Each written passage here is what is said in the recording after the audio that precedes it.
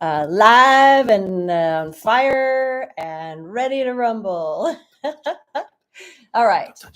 It's sorry, guys. We're having a issue. Okay. Something weird's going on. All right. So today's topic, we are going to be discussing how happiness in relationships actually affects very, very closely how it affects your physical health. So relationships, how they affect your physical health. And what science shows us is that we are affected in our DNA. Our DNA actually changes depending on if our relationship is happy and content and connected, particularly the connection, intimately connected, which is, of course, both emotionally and physically, how that the DNA is affected whether we're happy or whether we are in conflict in our relationship. So when you are happy in your relationship, it just totally lights up your DNA and turns on your anti-inflammatory response. Whereas when you are unhappy, it lights up and transforms your DNA into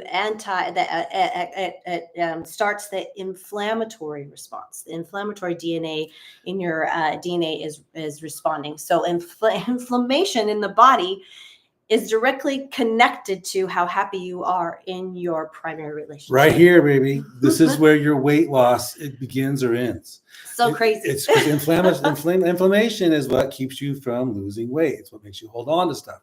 Inflammation is putting you in a fight, flight, or freeze. This is from Dr. Mark Harmon, who's got a very popular YouTube channel. Hyman. Sorry, guys.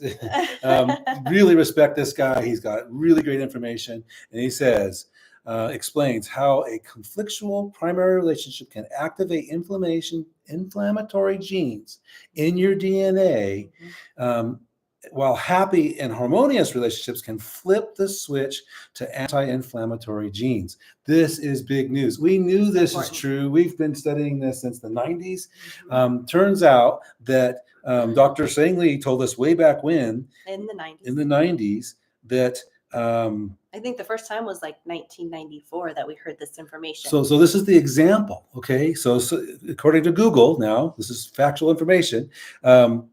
Between 15 and 25% of the population has the ability to get Alzheimer's, while only between 45 and 60% of those people actually get it. So about half of the people that can get Alzheimer's get it. Why? Because it's in the DNA and something triggers the response in the DNA, and then you get the disease. We believe firmly that is choosing not to deal with your feelings, choosing not to remember. Yeah, for Alzheimer's. So for the inflammatory response, what is it? What is it about your relationship that brings you great joy? And then on the flip side, what is it inside of your relationship that creates tension and hurt and confusion?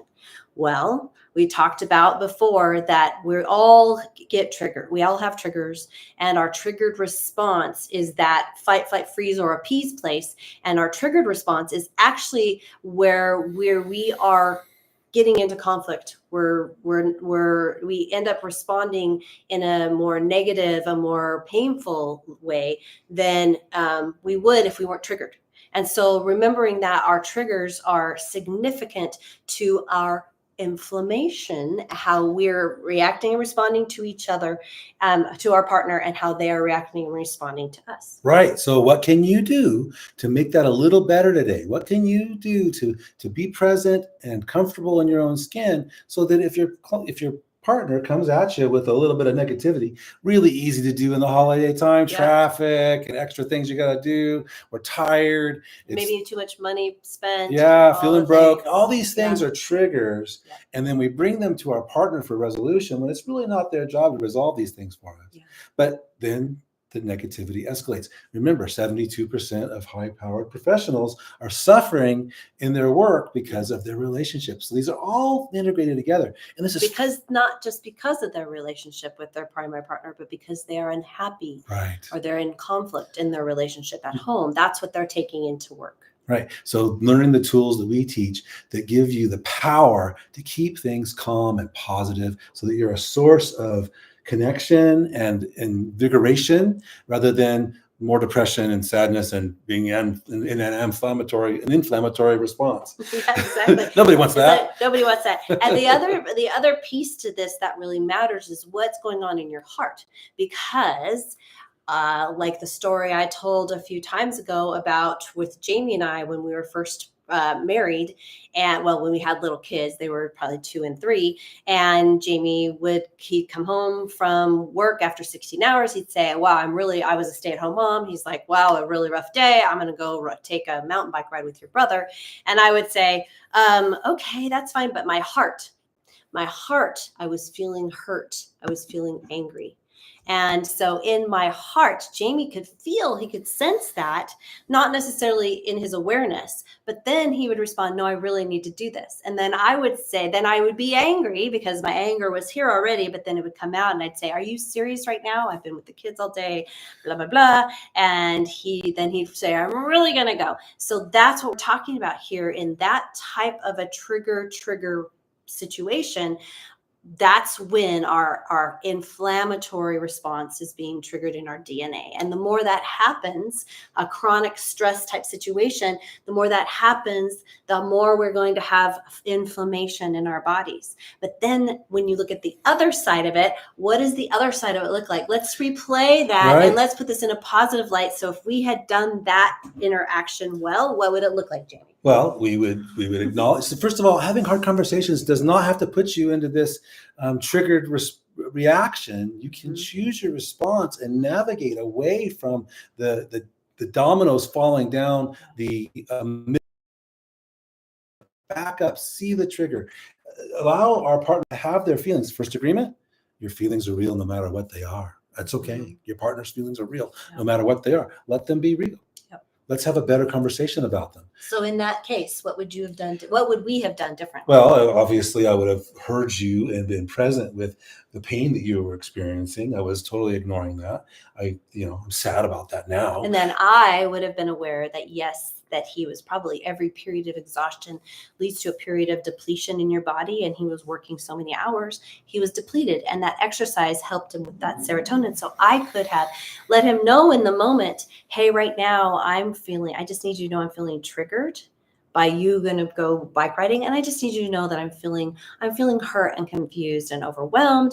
And I understand also why you need to go. So my reaction could have been completely different. I could have told him what was really going on with my heart instead of trying to cover it. Digging deep and finding what's really getting you to that triggered place gives you the ability to see the trigger in advance and change your reaction. Yeah. Having a voluntary a response instead of a reaction makes all the difference in the world. And I think the ideal would have been, okay, you know what, let's make this a 45-minute bike ride. I'll be back in 45 minutes to do whatever you need to do, and we'll go from there. And because you want to be because I wanted to be connected. Yeah. But it kind of became an all or nothing game. It's very rare. It was like a push-pull. Like, I'm going to push and Jamie's going to pull away. And then his pulling away makes me push more. And then eventually though I pull away, and then it's just a bad news bears right there. And it's understanding attachment theory and what we call control abandonment, right? When you understand that when you feel controlled, you tend to want to control. When you feel abandoned, you tend to want to abandon, or vice versa. Sometimes you have the opposite reaction, and we all do one more than the other, but we all do both. Right. So it gets to be very tricky in trying to navigate with a partner that maybe is switching it up on us. So yeah, getting to that heart place, being able to, like we talked about before, the heart language. What does heart language look like? That is expressing what emotion, chemical that's coursing through your body, what emotion is feeling. What are those feeling words that come from that? And so what's going on with my heart really does make a huge difference. And there's a research group called heartmath.org, and they have phenomenal research on the heart, and including things like intuition and and that trigger place when feeling triggered, what does that look like with your heart?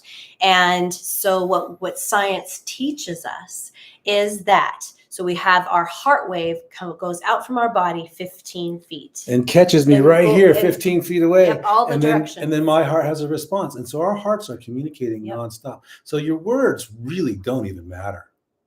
Yeah, I mean, it's what's going on in your heart. So you got the 15 feet away for your heart. Your brain actually, that electromagnetic field only goes out about 3 to 4 inches. Right. So it's the heart that ends up being in control of a lot of our responses. So learning to feel what's going on instantaneously with your body, with your heart, and then what the hormones produce around that, and is the pain here, or in your head. And so, what does that feel like? And being aware of that feeling can help you slow down. Slow that down and say, wait a minute, I'm feeling triggered. This means I need to pay attention. When we're able to do that and even let our partner know in a safe way, hey, you know what? This isn't about you right now. Right now, I'm feeling triggered and I need to get a hold of this and figure out what's going on. So I'd like to talk about this more, but I'd like to wait a few minutes while you go use some tools. Using the tools is where you win. That's what we're all about here at Bring Back Intimacy. What I love about the science is that science is showing all the things that we've been talking about since the 90s. When we first started this work 30 years ago. Oh my gosh. Exciting. And so the heart thing and the brain thing, let me tell you something that's really significant about that. In your relationship, when you are feeling connected and you're having a really connected, intimate, loving conversation, they studies on this. It's so cool. So you're having a loving conversation with somebody that you love, my primary partner. I'm having this loving, connected conversation. My heart is feeling full. Jamie's heart is feeling full, and his electromagnetic field in his brain, they can actually hear and see in the way that the electronic is, whatever. Electromagnetic waves. Yes, that, so they can hear and see that my heartbeat is actually beating in Jamie's brain wave. I am present to that heartbeat, and I'm so present. I don't have a clue about it. I'm not conscious of it, but I know every sigh. I sigh sometimes when I'm having a hard day, and Marla's like, so many sighs today. And think about it. My heart feelings, that little bit of down that I might be feeling, or frustration. I'm sensing his heartbeat. His heartbeat is reacting around me, and then when we're connected, I'm experiencing in my brainwaves. How cool is that? And this is what triggers your partner from your behavior, and you getting triggered by their behavior. Just your heart changing. They already know. Yeah. They already know, and they're feeling it, and and that might add to whatever other triggers they might have.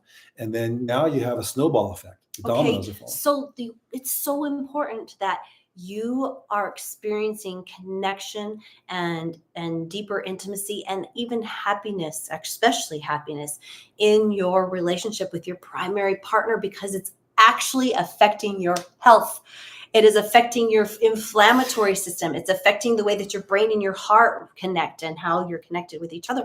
It affects you. So why spend any more seconds, any more moments being disconnected and get discontented and disappointed in your relationship when you can actually be the very best for your health, encouraging each other, and getting that both of your bodies into an anti-inflammatory process. How do you do it? First, you make the agreement about your feelings being real, and it's okay to have them. Number 2, you agree to have the hard conversations about the hard feelings. Yeah. And then 3, use the tools so that you can make those conversations better and better, so that you can actually learn how to ask your partner for what you want in a way that they want to give it to you. Yes, so we want you to have the best inflammatory DNA. We want you to have the best heart health and body health. And that is a really good way to get that for yourself and for your relationship and for your partner and for them to live longer. Men don't usually live as long as women. So, statistically, so I want Jamie to have the strongest heart possible. So, we could actually just live forever. And I'm just kidding. Forever would be a really long time. That'd be really long time. Good. And so all this moves you in the direction of your dreams. We wish you to be going in the direction of your dreams today. Today, go thrive. I don't know how to push this. I don't know how to stop it. In stream, there it is. Got to get better at that.